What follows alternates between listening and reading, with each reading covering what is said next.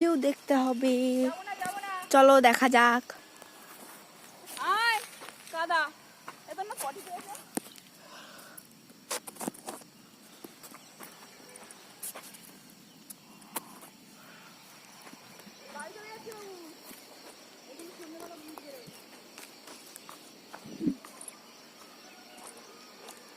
মাঠের ভিউ কেমন লাগছে জানাবে এখানে। ও যার মাও ভিডিও করছে, এই যে আমার মা ভিডিও করছে।